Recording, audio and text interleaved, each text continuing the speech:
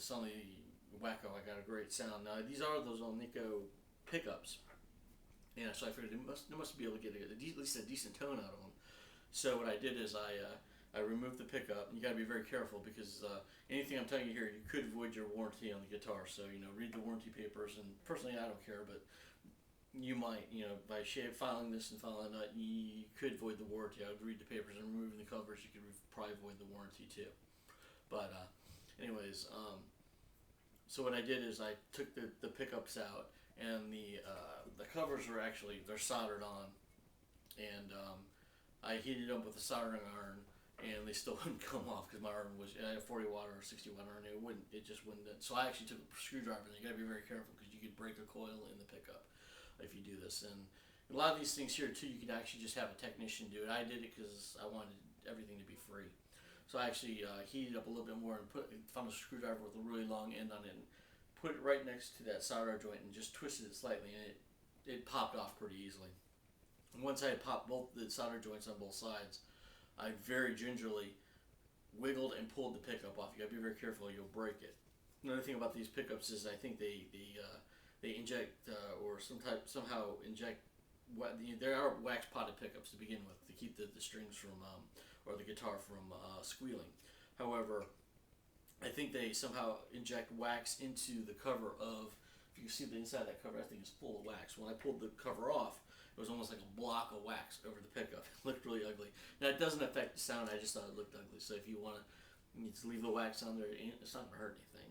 But I just thought it looked ugly, and the pickups looked like they were pretty decent. So what I did is I took the pickups out, put a towel over the guitar, or actually two towels, pulled the pickup out, took my wife's hair dryer and put it on high, and just kept it far enough from the pickup where it melted the wax, and I just sort of wiped it off as it melted off until I got. And there was some of the wax was about that thick on the pickup in places, until I got the wax off, and then I put the pickups back in the guitar. One thing I like a nice hard attack on it with the pickup close to the string, so I raised the pickups pretty high. I've got them pretty close to the strings.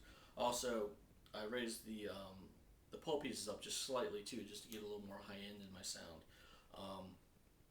I did the same on the rear pickup. After I made those modifications, doing everything I did to these two parts of the guitar to address that. Now, so acoustically, the guitar plays great.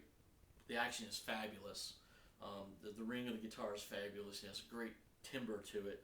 I dressed the pickups once I pulled the covers off and adjusted them to my liking. The guitar sounds fantastic. I was very surprised because I read a lot of bad things about the Epiphone pickups, but they sound, for a $400 guitar, it sounds fabulous. It sounds, I had a Les Paul with Burstbucker, the new Burstbuckers in it. They don't sound as good as the Burstbuckers, of course. You're talking about a very handmade pick, real nickel covers, blah blah blah. But it sounds as good as I had an early '80s a Les Paul Custom that had taken the covers off, and it sounds equally as good as that.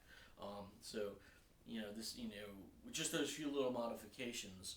You take a $470 Les Paul Epiphone Les Paul, and to me it plays and sounds just as good as the more expensive Les Pauls that are out there.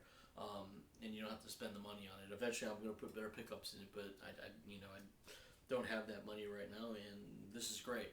What I have done is I'm not going to plug the guitar into any of my amplifiers and effects because I've done that in other videos I've done, and people just keep emailing me complaining about I have too much reverb or too much delay, and why are you using this and why are you using compression, and it's like too many opinions. I couldn't deal with it anymore.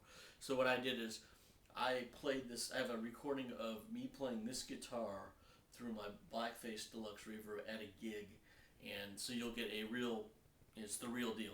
Me actually playing the guitar at a gig, performing with it. So and that's what these things are made for. They are made to be played out.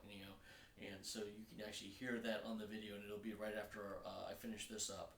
And that's about it. Oh, also on these guitars, one nice thing about them is they do come with Grovers, and they're fantastic. They're fabulous. So once you do all those, once the guitar's adjusted properly and set up properly, it plays great. This one actually stays in tune fabulously. I tune it here and there, just if the temperature changes, but it stays in tune very well.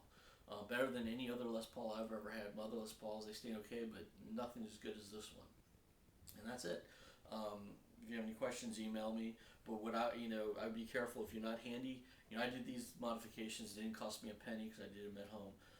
I would go to YouTube videos. There's fantastic videos out there for adjusting bridges, adjusting nuts, and so forth. And I would watch those before you did anything, read your warranty paper, because a lot of these things could void your warranty. I personally don't care, but I would read it anyhow to be on the safe side. Also, I mentioned before adjusting the neck properly. Mostly you're going to find when you adjust the neck right to where it's supposed to be, you'll be adjusting it often, because if the weather changes, if it's hot outside or cold outside, there's a lot of moisture in the air, a little bit of moisture in the air, all that affects the neck. So when it's set up exactly right, just a little change, you'll feel it. And once again, I put my first finger on the first fret, my pinky 2 frets back from where it joins the body, and I just make sure that there's about a credit card size gap in there. And you got to be very careful when you're adjusting a nut. You adjust the truss rod of the guitar. If you adjust it too tight, you can break the truss rod, and it does happen. Or you can even strip out the nut in there. So you just got to be very ginger. If you're not comfortable with any of these things, most of these things you probably can get done from a qualified guitar tech. It probably shouldn't cost you that much money.